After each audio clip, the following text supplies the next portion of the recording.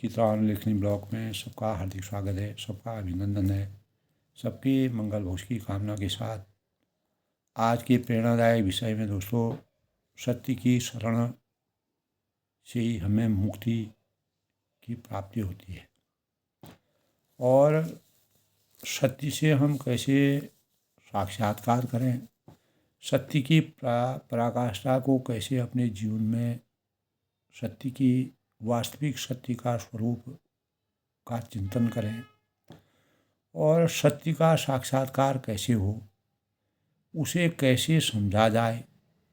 और यह समझना दुष्कर नहीं, किंतु उसे समझे जाने का जो आचरण अवश्य दुसाध्य है।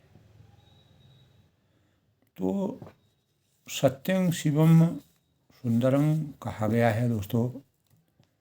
तो सत्य की शरण से मुक्ति की प्राप्ति निश्चित है। इसीलिए कहा है, राम का नाम सत्य है और सत्य बोल के ही मुक्ति है। तो सत्य से ही वास्तविक जीवन जो है, जीवन में जो मोक्ष की प्राप्ति सत्य की पराकाष्ठा से होती है।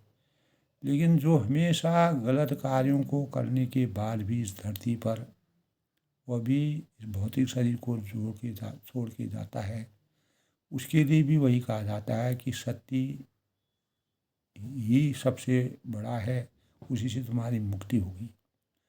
तो ये एक प्रकार का संदेश है, एक प्रकार का विचार मंथन है, एक प्रकार का मानव जीवन को की चेतना का स्वरूप है। भगवान की शक्ति के बिना सच की अनेकों बार हमारे जीवन में परीक्षाएं होती हैं और भगवान कितना भी पापी हो, कितना भी अज्ञानी हो, कितना भी गलत हो, उसको भी दया के पात्र बना, अपना दया का ही पात्र समझते हैं। सबसे दया की पात्र बनने के लिए माता का स्वरूप होता है। लेकिन कहीं कहीं जब माता भी विमुख हो जाती है, तब परमात्मा ही उस जीव की, उस प्राणी की, उस मनुष्य की, उस के रहस्यों को भूल करके, उसके कार्यों को भूल करके, गलत और सही कार्यों को भूल करके उस पर भी दया के पराकाष्ठा या दया के पात्र बनते। तो सत्य यह शब्द व्यापक है। असल में दोस्तों, सत्य शब्द पर विचार करने से ही मन में आता है कि वह परमात्मा का ही स्वरूप है, उसी का नाम है। जो पुरुष सत्य के तत्व को जानता है वह परमात्मा को जानता है, और जो सत्य है वही नित्य है, अमर्त्य है। इसके तत्व का जो ज्ञाता है वह मृत्यु को जीत लेता है, शोक और मोह को लांघ कर निर्भय और नित्य परमात्मा को जा पहुंचता है, परमात्मा तक की प्राप्ति कर लेता है।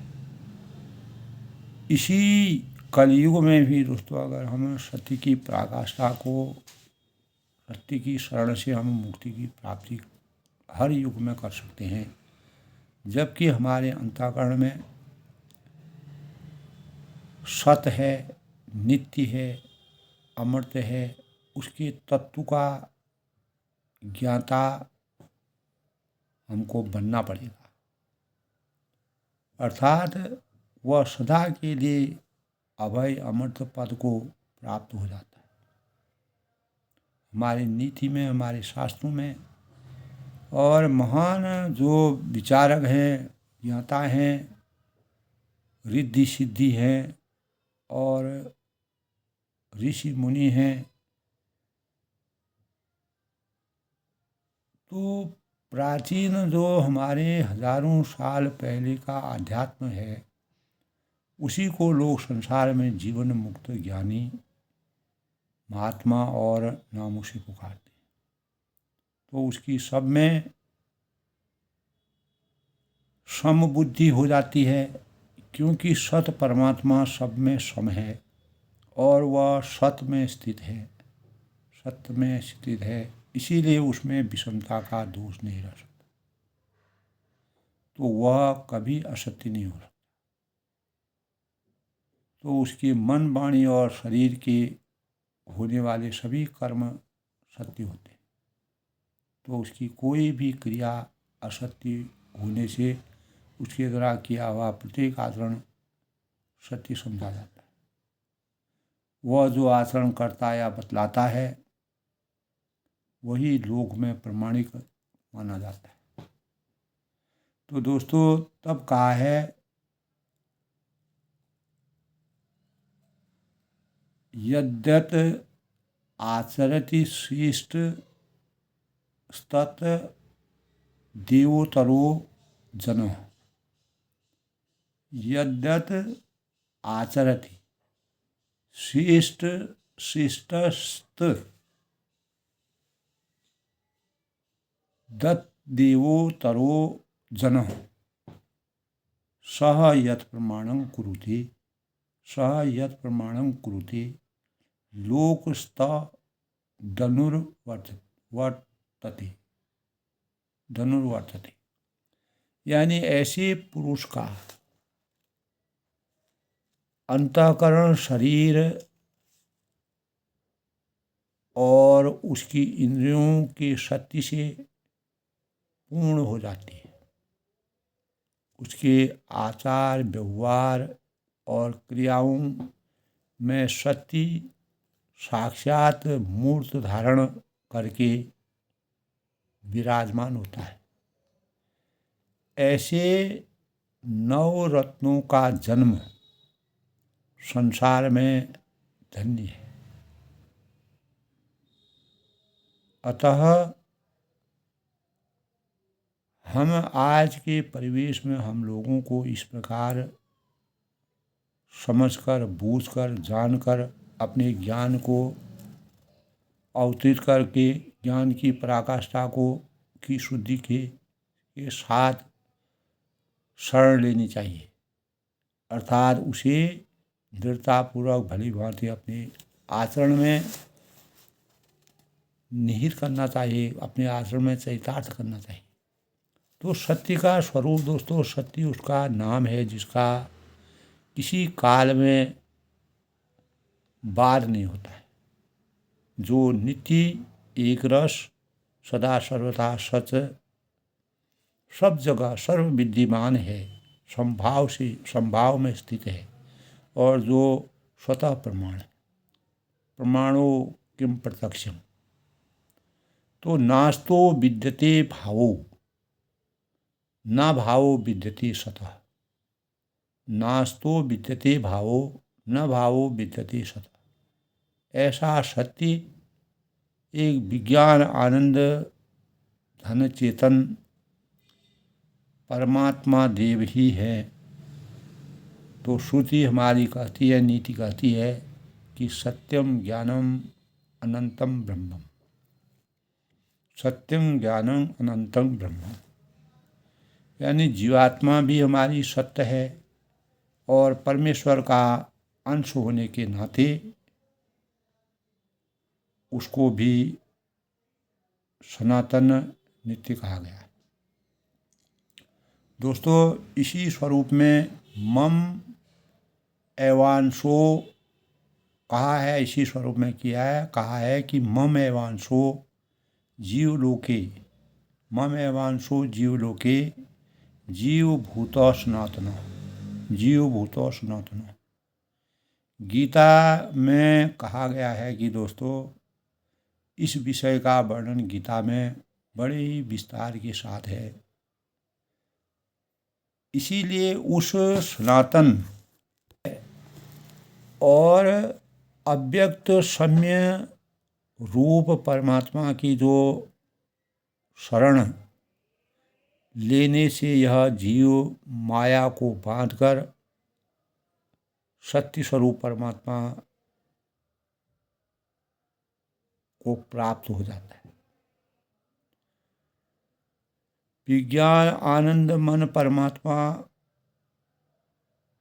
सत्य है, इसीलिए उसका नाम भी सत्य कहा गया है, क्योंकि रूप के अनुसार ही नाम होता है।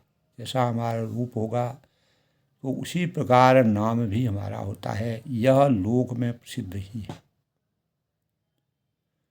तो नाम में भी मानव जीवन की अनेक परिकल्पनाएं छुपी हुई हैं।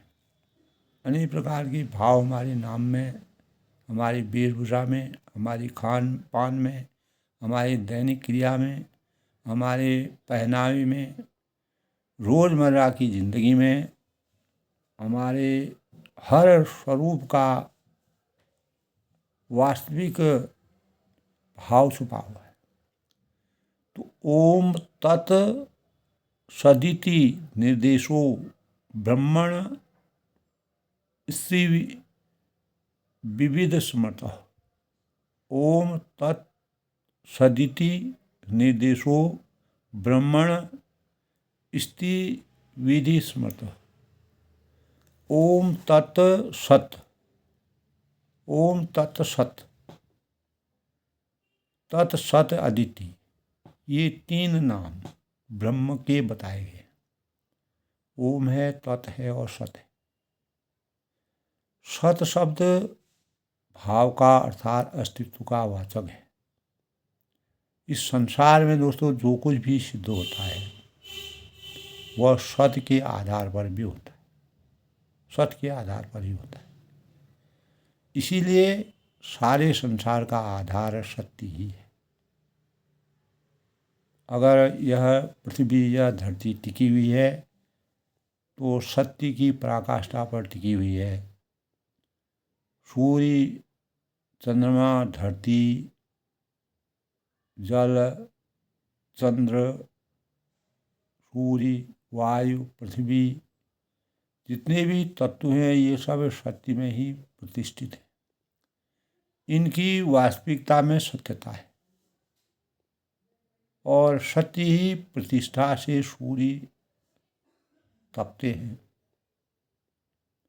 अगर हम वैज्ञानिक दृष्टिकोण से भी देखें तो सूर्य की पराकाष्ठा में कितनी वास्तविक चीज़ें छुपी हुई हैं। आज मानव उसका दोहन कर रहा है, उसको अपने प्रयोग में ला रहा है, तब भी वह थकती नहीं। तो वायु बहता है, बहती है, बिना सत्य के किसी भी पदार्थ की सिद्धि नहीं होती। सूक्ष्म रूप में अगर हम सोचें तो सत्य परमात्मा का स्वरूप है, जिसके अंतःकरण में 100% सत्य की पराकाष्ठा होना बड़ा मुश्किल है। अगर है तो वह परमात्मा की सबसे उत्तम अर्थात श्रेष्ठ निधि है। इसीलिए श्रेष्ठ गुण मर्यादा पुरुषोत्तम भगवान रामचंद्र जी में सत्यता के, इसीलिए राम का नाम सत्य कहा गया है। अक्षरशः वह सत्य के प्रमाण थे। उत्तम कर्म और साधु भाव में सत शब्द का प्रयोग किया गया है। हमारे कर्मों में अगर भाव है, अभिव्यक्ति छुपी हुई है, कर्म में गुणात्मकता है, कर्म में निस्वार्थ और निष्काम भाव हैं, तो वह सब सत्य से सुशोभित है। अर्थात जो कुछ भी श्रेष्ठ गुण है, उत्तम कर्म और साधु यानी सज्जन के भाव होते हैं, वह सद्गुण, सद्भाव और सत्कर्म नाम से ये लोक और शास्त्र में विख्यात है। तो इसीलिए दोस्तों कहा है सद्भावी साधुभाषी, साधुभावी सद्भावी साधुभावी च सदेति तत्तु पूज्यते। प्रशस्ति कर्मणि तथा स्वच्छंदतः पार्थः पूज्यते। सद्भावी साधुभावी च सदित्य तत्तु पूज्यते। प्रस्तुति कर्मणि तथा स्वच्छंद पार्थ पूज्यते। उत्तम कर्म होने के नाते यज्ञ है, दान है, और तब भी सत्कर्म में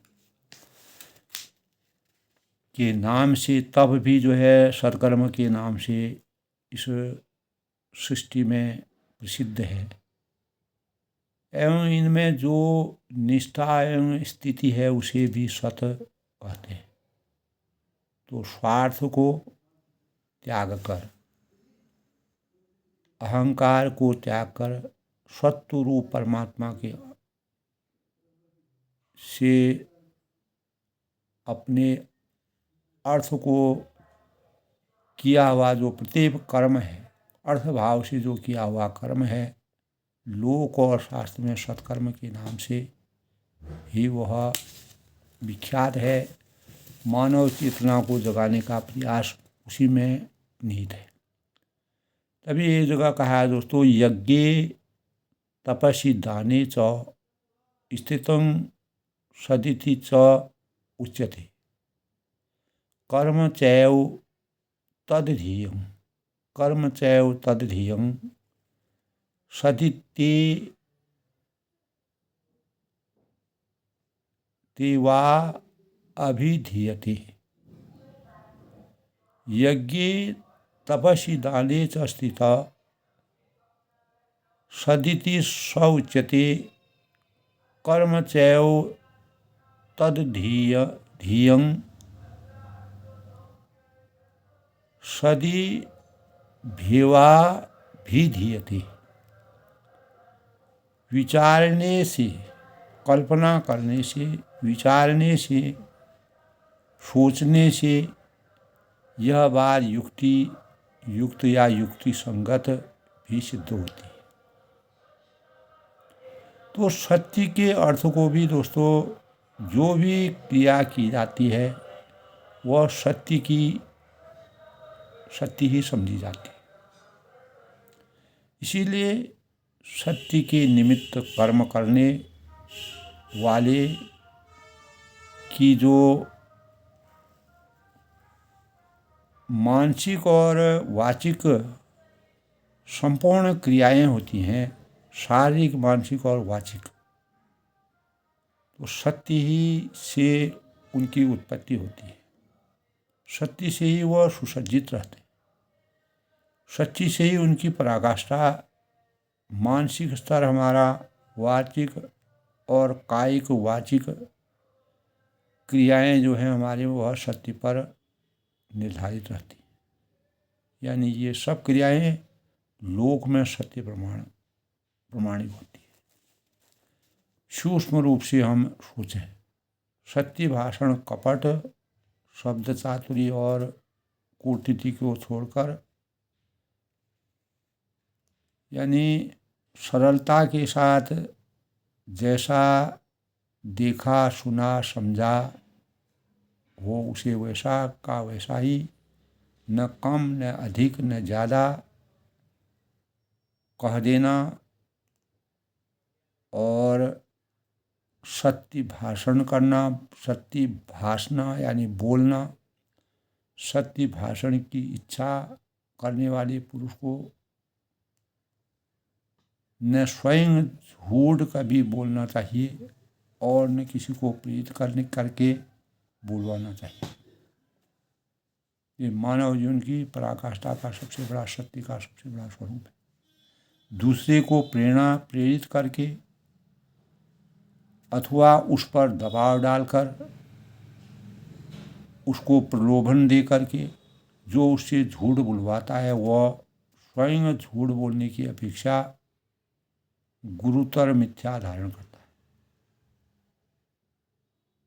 तो स्वयं अपने हित के लिए, अपने भौतिकता को बढ़ाने के लिए, अपने विषय भोग को बढ़ाने के लिए जो सत्य के साथ खिलवाड़ करता है, वह जो है वह इस जीवन में कहीं न कहीं मानवता के लिए अभिशाप है। क्योंकि इससे इससे झूठ का प्रचार अधिक होता है। किसी झूठ बोलने वाले से सहमत भी नहीं होना चाहिए, क्योंकि उस समय मौन साधे रहना भी एक प्रकार से झूठ ही समझा जाता है। तात्पर्य यह है कि कृत, कारित और अनुमोदित इनमें से किसी प्रकार का अगर मिथ्या भाषण नहीं होना चाहिए। जहाँ तक बन पड़े किसी की निंदा स्तुति नहीं करनी चाहिए। निदन्ति निपुणा यदि आस्तुवन्तु लक्ष्मी समाविशद गच्छत्वायथेष्टम देवामरमस्तु युगान्तरिवा न्यायात् पर पथ प्रवचन्ति पदं निधिला। तो निंदा स्तुति करने वाला व्यक्ति स्वार्थ, काम, क्रोध, लोभ, मोह, भय एवं उद्वेग आदि से वशीभूत होकर जोश में आकर कम या अधिक निंदा स्तुति करने लग जाता है। इसमें निंदा करना ही सर्वथा अनुचित है। तो विशेष योग्यता प्राप्त होने पर यदि कहीं स्तुति करनी पड़े तो वहाँ भी बड़ी सावधानी के साथ काम लेना वास्तविक जीवन की पराकाष्ठा है। जो अधिक स्तुति के योग्य हो उसकी कम स्तुति की जाए, और जो अर्थांतर से वह स्तुति निंदा की तुल्य भी हो जाती है। तो जो कम स्तुति के योग्य हो उसकी अधिक स्तुति हो जाए तो उससे जनता में भ्रम फैलकर लाभ के बदले हानि होने लगती है। हानि की संभावनाएं ज़्यादा हो जाती है। तो इस प्रकार की झूठी स्तुति स्वयं अपनी और जिसकी स्तुति की जाए उसके लाभ के बदले हानि पहुंचा देती है। कोई व्यक्ति यदि अपने दोष जानने के लिए पूछने का प्रयत्न करता है तो प्रेम पूर्वक शांति से उसे उसका यथार्थ दोष बतला देना ये कोई निंदा नहीं है, ये सत्य है। यथासाध्य भविष्य की क्रियाओं का प्रयोग नहीं करना चाहिए। ऐसी क्रियाओं का प्रयोग विशेष करने से उनका श्रद्धा पालन होना कठिन है। अतः उनके मिथ्या होने की संभावना पद पद पर बढ़ जाती है। जैसे किसी को कह दिया कि मैं कल निश्चय ही आपसे मिलूँगा, किंतु फिर यदि किसी कारणवश वहाँ जाना न हो सका तो उसकी प्रतिष्ठा झूठी समझी जाती है। अतः ऐसे अवसरों पर यही करना चाहिए कि आपके घर पर कल मेरा आने का विचार है या इरादा। तो किसी को शाप या वर नहीं देना चाहिए, इससे तप की हानि होती है। शाप देने से पाप भी भागी होना संभव है। इस प्रकार बुरे अभ्यास से स्वभाव बिगड़ जाता है और सत्य की हानि और आत्मा का पतन होता है। तो दोस्तों, किसी के साथ हंसी मजाक नहीं करनी चाहिए। उसमें प्रायः विनोद और बुद्धि से असत्य शब्दों का प्रयोग भी हो सकता है, और जिसकी हम हंसी उड़ाते हैं वह बात उसके मन में प्रतिकूल असर डाल सकती है, जिससे उसके चित्त पर ठेस पहुंच सकती है और हिंसा आदि दोषों को जाने की भी संभावना बढ़ जाती है। तो व्यंग और कटाक्ष के वचन भी किसी से नहीं बोलने चाहिए। इनमें भी झूठ, कपट और हिंसा के दोष पूर्ण रूप जो है दोस्तों, चातुर्य के वचनों का प्रयोग कभी नहीं करना चाहिए। जैसे शब्दों में कोई बात अगर सत्य है परंतु उसका आंतरिक अभिप्राय विपरीत है, तो जैसे राजा युधिष्ठिर ने अपने गुरु पुत्र अश्वत्थामा को मृत्यु के संबंध में अश्वत्थामा नामक हाथी का आश्रय लेकर शब्द चातुर्य का प्रयोग किया था, तो यह मिथ्या भाषण की ही समझा गया। तो मितव्यासी तथा बनना अर्थात गंभीरता के साथ विचार कर यथासाध्य बहुत कम बोलना सार्थक है, क्योंकि अधिक शब्दों का प्रयोग करने से विशेष विचार के लिए समय न मिलने के कारण भूल से असत्य शब्द का प्रयोग हो सकता है। तो सत्य के पालन करने वाले मनुष्यों को काम, क्रोध, लोभ, मोह, भय, द्वेष, ईर्ष्या और स्नेह दोषों से बचकर बोलने की चेष्टा करनी चाहिए। जिस समय सत्य की प्रतिष्ठा हो जाती है, उस समय उपयुक्त जो दोष हमारे जीवन में आ जाते हैं तो वह नष्ट हो जाते हैं। जबकि इनमें से किसी एक दोष के कारण भी मनुष्य सत्य से विचलित हो जाता है, अपनी पराकाष्ठा से वह उसकी हानि हो जाती है। अधिक दोषों के वश में होकर असत्य भाषण करने में तो यानी आश्रय ही क्या है। सत्य बोलने वाले पुरुष को हिंसा और कपट से खूब सावधानी अवश्य रखनी चाहिए। सत्य भाषण से, सत्य बोलने से, सत्य विचार से किसी की भी हिंसा नहीं होती, तो वह सत्य नहीं है। इसके संबंध में महाभारत में कर्ण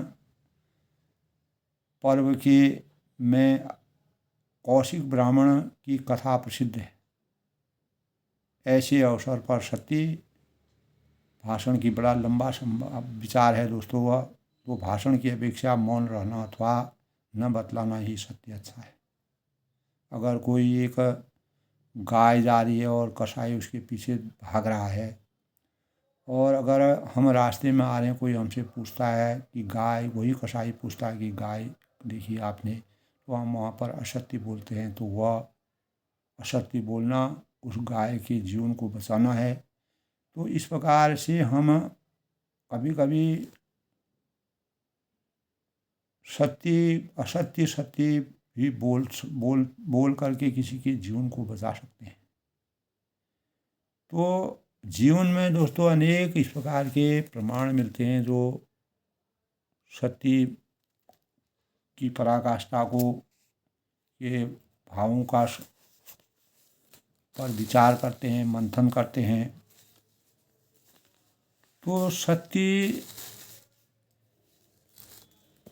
से अगर हम साक्षात्कार करते हैं तो अभी कहा है सत्यं शिवम सुंदरम का अर्थ है कि सत्य भगवान शिव की तरह सदैव सुंदर, कल्याणकारी होता है, और यह इसीलिए कि एक मार्गदर्शक मंत्र है, क्योंकि यह जीवन में आंतरिक सौंदर्य का संचार करता है।